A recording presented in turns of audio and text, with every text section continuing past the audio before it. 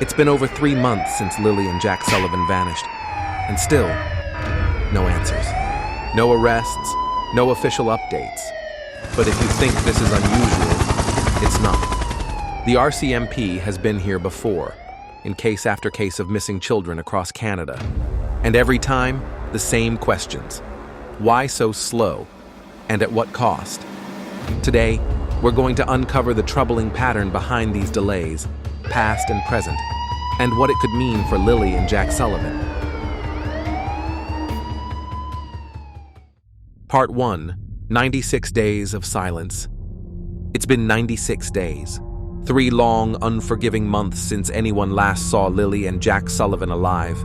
2 children, bright, full of life, vanished without a trace from a quiet Nova Scotia community that never imagined something like this could happen here. And in those 3 months, the RCMP has said almost nothing. No timeline of events for the public, no confirmation of suspects, no new appeals for information beyond the ones made in the frantic first week. For the families, every sunrise feels heavier than the last. Every day without answers is another wound that refuses to heal. And for a community that rallied in the first days, searching the woods, posting flyers, watching every news update, the silence from those in charge feels almost unbearable. Yes, RCMP officers have searched dense forests, drained murky ponds, knocked on countless doors. We've seen the images, the search lines moving slowly through tall grass, the police dogs sniffing the ground for any trace of the children. And yet, if they've found anything, they're not telling us. Maybe they believe they're protecting the investigation. Maybe they think keeping things quiet will help them catch whoever is responsible. But there's another side to that coin, because in cases like this, information isn't just evidence. It's hope.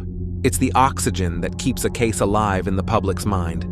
It's the reason someone might remember an odd car parked near a trail. It's what keeps a witness from convincing themselves that what they saw doesn't matter. When you take that away, when you leave the public in the dark for weeks, then months, the trail doesn't just go cold, it freezes solid. And here's the part that's even harder to accept. This isn't unusual. In fact, if you followed Canadian missing children cases for any length of time, you've seen this pattern before. A high-profile disappearance, a flood of media coverage in the first few days. Then, the updates slow to a trickle. Weeks pass. Months pass. Families are left begging for answers, and the public is left wondering if the truth is being buried under bureaucracy, mistakes, or something far more troubling. Think back. Michael Dunahee in 1991, gone in broad daylight. Cédrika Provencher in 2007, missing for 8 long years before her remains were found. Tori Stafford in 2009, a victim of brutal violence, whose case was nearly derailed by missed opportunities early on. In each of those cases, the RCMP's handling drew criticism for being too slow, too guarded, too cautious. And now, as the search for Lilly and Jack stretches into its 4th month, the echoes of those past failures are impossible to ignore. So the question becomes, is this silence part of a smart strategy? Or are we watching history repeat itself, with 2 children's lives hanging in the balance? Asterisk. Part 2. Inside the RCMP's Playbook. When a child goes missing in Canada, the RCMP follows a carefully structured playbook. At least, that's how it's supposed to work. It starts with the first phone call, the moment a parent or guardian reports the disappearance. According to official RCMP guidelines, every missing child report is treated as high priority, no matter the circumstances. The golden rule is clear: every minute counts. The first 24 hours are what investigators call the golden window, the brief but critical period when memories are fresh, leads are still active, and the chances of finding the child alive are at their highest. In that window, RCMP officers are trained to lock down the location where the child was last seen, interview witnesses immediately, check nearby surveillance cameras, and broadcast alerts if the situation is deemed urgent. Specialized units, like K9 search teams, forensic specialists, and digital analysts can be deployed within hours. In theory, it's a machine designed for speed and precision. But when you look closer, the reality is far more complicated. In the case of Lilly and Jack Sullivan, by the time the public first heard about their disappearance, crucial hours had already passed. And those hours matter, not just because potential witnesses may have gone home or forgotten details, but because suspects, if there are any, have time to cover their tracks. One of the biggest controversies in this case is the absence of an Amber Alert. The system exists for one reason: to mobilize the public instantly when a child's life is in danger. When triggered, it floods phones, interrupts broadcasts, and puts millions of eyes on the lookout. But in Lilly and Jack's case, the RCMP decided not to use it. Their official stance? The criteria for an Amber Alert weren't met. Unofficially, sources close to the investigation say there were internal disagreements. Some officers pushed to go public immediately, others argued for a quieter approach, fearing a suspect might panic and harm the children if the case went wide too soon. And this isn't the first time such debates have slowed action. The RCMP often balances two conflicting priorities: operational security and public awareness. Lean too far toward operational security, and you risk losing valuable help from citizens who might have seen something. Lean too far toward public awareness, and you risk tipping off the very person you're trying to catch. To understand why the RCMP might choose silence, you have to understand how they think. From the moment they arrive on the scene, they begin building what they call a theory of the case. Was it a stranger abduction? A family member? An accident that's being hidden? Each theory shapes their next move: which interviews to prioritize, which search areas to focus on, and what information to release publicly. But here's the danger. Building that theory takes time, and time is the one thing missing children don't have. Every hour that passes without action is an hour where the trail can go cold. And in more than one investigation, that delay has proven fatal. Former RCMP officers have admitted, off the record, that the system is not built for speed in the way the public imagines. Information often has to be cleared through multiple levels: case supervisors, communications officers, even legal advisors, before it can be shared. When multiple agencies are involved, such as local police, provincial units, and the RCMP, disagreements can lead to stalemates. Meanwhile, the clock keeps ticking. In theory, the RCMP's playbook looks flawless. On paper, it covers every scenario, every protocol. But the reality is that real-world investigations are messy, unpredictable, and often slowed by internal caution. And that brings us to a hard truth. When you compare the Lilly and Jack Sullivan investigation to some of Canada's most haunting missing child cases, the patterns are impossible to ignore. Because the same slow, cautious approach we're seeing now has played out before, with devastating results. Part 3. Echoes of the Past. If the RCMP's delays in Lilly and Jack Sullivan's case feel frustrating, it's because we've seen this before. The patterns are there, hiding in plain sight, in cases that have haunted Canadian history for decades. Let's go back to March 24, 1991. A sunny Sunday in Victoria, British Columbia. 4-year-old Michael Dunahee was at a local school playground while his parents were just a short distance away, setting up for a flag football game. It was the kind of community event where no one imagined danger could strike. Michael was playing one moment, and the next, he was gone. The RCMP and local police responded in force. Dozens of officers, K-9 units, and helicopters joined the search. But there were cracks in the response from the very beginning. The search perimeter wasn't locked down quickly, allowing potential witnesses and suspects to leave without being identified.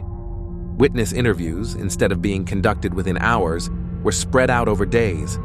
Some leads, like reports of a suspicious van seen nearby, were never aggressively followed up. Weeks turned into months. The updates slowed, and eventually, they stopped. 34 years later, Michael's disappearance remains one of Canada's most famous unsolved cases, a wound that never healed for his family, and a cautionary tale for every parent. Fast forward to July 31st, 2007, in Trois-Rivières, Quebec. 9-year-old Cédrika Provencher was last seen helping a man search for a lost dog. Investigators now believe it was a calculated lure. The first calls to police came in that evening, but instead of launching an immediate all-night search, critical steps were delayed until the following morning. Door-to-door canvassing didn't begin until daylight. No roadblocks were set up that night. By morning, the streets were clear. Potential suspects had vanished, and any vehicle that might have been connected to her disappearance was long gone. For 8 years, Cédrika's face was everywhere, on billboards and news reports, in the hearts of people across Quebec. The RCMP and local police maintained that they were working leads, but critics argued they were holding back too much information from the public. Key suspect descriptions were kept under wraps. Composite sketches stayed hidden in files instead of being broadcast widely. In December 2015, Cédrika's remains were found in a remote wooded area. No one has ever been charged. Her family still wonders if things might have been different had the investigation moved faster in those first crucial hours. 2 different provinces, 2 different decades, but the same troubling pattern emerges. A strong initial show of force, a cautious approach to sharing information, and eventually, silence. Critics say the RCMP's tendency to withhold information in the name of protecting the investigation often ends up doing the opposite, weakening the investigation by letting time and evidence slip away. Supporters argue that too much transparency risks compromising the case, but for the families left behind, the result is the same: years without answers and the unbearable weight of never knowing. Now, in 2025, as the search for Lilly and Jack Sullivan stretches into its 4th month, those old cases echo loudly. We see the same reluctance to issue public alerts, the same guarded press conferences, the same avoidance of specifics. And the uncomfortable truth is that if history is any guide, silence does not favor the missing. For the families of Michael and Cédrika, that silence became permanent. The question now is whether Lilly and Jack's story will follow the same path, another chapter in a book Canada has been writing for far too long. Part 4: Patterns in the Shadows. In the spring of 2009, Ontario was gripped by the disappearance of 8-year-old Tori Stafford. It was April 8th, a mild afternoon in Woodstock, a quiet city where children often walked home from school without a second thought. Tori was last seen leaving school, wearing a black Hannah Montana jacket, a pink shirt, and jeans. Her route home was familiar, just a few short blocks. Surveillance footage would later show a woman leading Tori away. It was a crucial clue, the kind of evidence that should have triggered an immediate citywide manhunt. But in those first critical hours, the investigation faltered. The RCMP and local police debated possibilities. Had Tori wandered off? Was she visiting a friend? Or was it something far darker? That hesitation proved costly. Some witnesses who had been near the school that afternoon weren't interviewed until days later. Vehicles spotted in the area weren't stopped or traced in time, and the woman in the video, later identified as Terry Lynn McClintock, along with her accomplice, had already moved Tori far from the scene. When Tori's body was eventually found in a remote field, the details of her final hours were devastating. During the trial, the timeline of events revealed just how quickly she could have been saved had the response been immediate and unrelenting. Instead, the delays gave her killers time to act, a reality that continues to haunt those who followed the case. Wind the clock back even further to January 23, 1983. Toronto's Cabbagetown neighborhood was a tight-knit community, the kind of place where children played freely in local parks. That day, 9-year-old Sharin Morningstar Keenan was at a nearby playground when she disappeared. Neighbors recalled seeing a man, unfamiliar to most, hanging around the area. Some even saw him speaking with children. But the search for Sharon did not begin with the speed we would expect today. Early tips pointing to a suspicious man in the area were not acted upon immediately.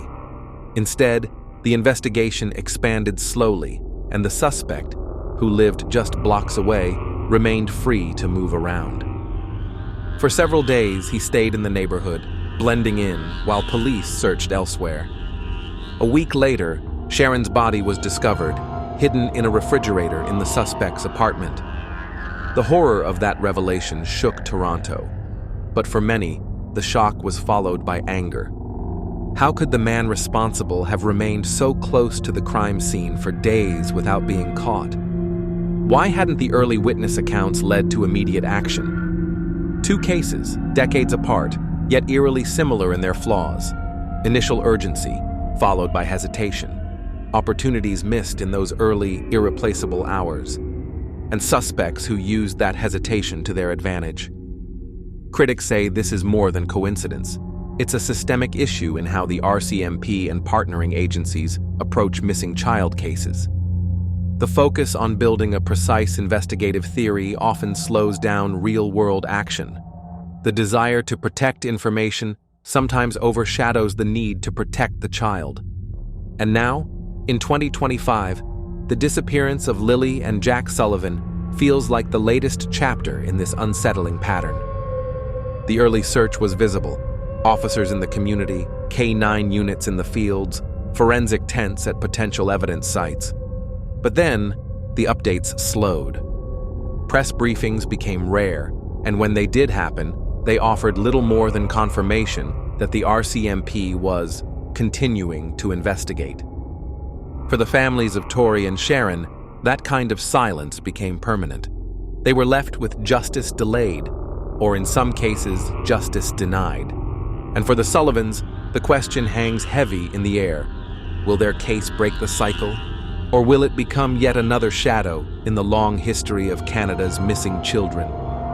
Asterisk, Part 5, Why the Silence? When the RCMP is asked why updates slow to a trickle in missing child cases, their official answer rarely changes. We can't release information that might compromise the investigation. On the surface, it's a reasonable explanation. Police work depends on protecting evidence, ensuring it can be used in court. If a suspect learns what investigators know, they could destroy what's left, intimidate witnesses, or carefully tailor an alibi. And yes, in some cases, holding back details has been the difference between conviction and acquittal. But that's not the whole story.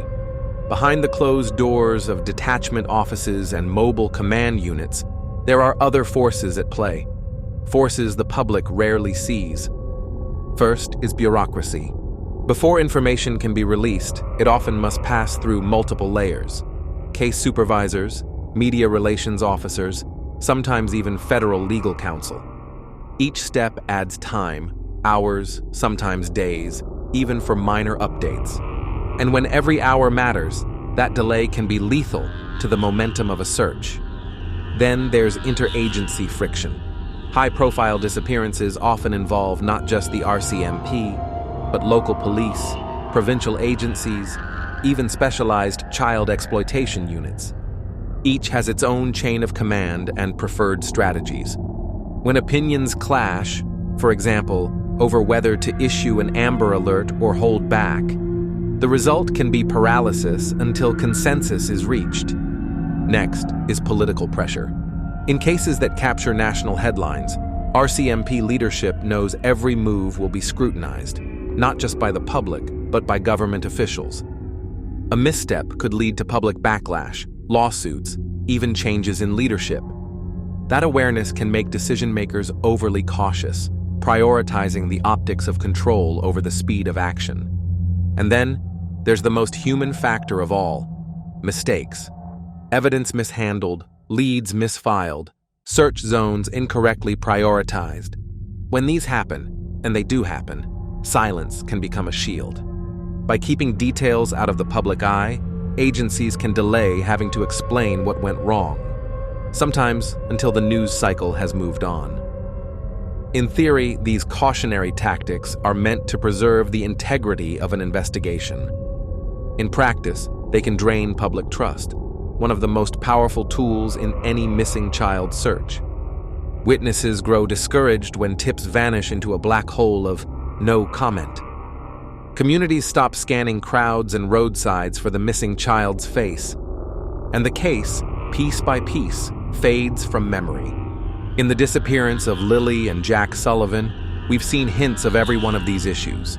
A debated Amber Alert, a communication strategy that reveals almost nothing, and the steady slowing of updates until the case seems to exist only in the background noise of the news cycle. Supporters of the RCMP's approach insist that the public doesn't see the whole picture, that behind the scenes, investigators may be moving in ways that secrecy demands. But critics argue that this level of secrecy comes with a cost, and history has shown us exactly what that cost can be. Which brings us to the central question. When the silence finally breaks, will we see it as a masterstroke of strategy, or as the fatal flaw that let another pair of children slip away forever? Asterisk. Part 6. Will history repeat itself? In the long, painful history of Canada's missing children, some names never fade. Michael Dunahee, Cédrika Provencher, Tori Stafford, Sharin Morningstar Keenan, each one is a story of innocence stolen. Each one is a reminder of the fragility of safety, even in the places we trust the most. And each one has something else in common, moments where hesitation, caution, or silence may have cost precious time. Now, in 2025, the names Lilly and Jack Sullivan have been added to that list. Two children, full of life, gone without a trace from a community that still can't quite believe it happened here. 3 months have passed, 96 days of unanswered questions. The RCMP says they are investigating. They say they are following every lead. But to the public, to the families, it feels like standing in a room where the clock is ticking louder every second, and no one is saying what they hear. Perhaps, somewhere behind closed doors, there is a suspect in sight. Perhaps evidence is being quietly collected, every piece fitting into a puzzle we cannot yet see. But history has taught us that silence can cut both ways. Sometimes it protects the case, and sometimes it protects the mistakes. And when it comes to missing children, mistakes are unforgivable. For the families left behind, the silence isn't just frustrating, it's torment. Every day without answers is another day wondering if someone, somewhere, could have done more. Every night is another replay of the same questions. Where are they? Are they safe? Will we ever know the truth? The truth, when it comes, will carry its own weight. If Lilly and Jack are found safe, the silence may be forgiven. If they are not, that silence will become part of the story and part of the blame. And that is why this case matters far beyond Nova Scotia. Because the pattern we've seen here, the slow drip of information, the missed opportunities for public engagement, the hesitance to act, is not unique. It is a pattern we've seen before, and if nothing changes, we will see it again.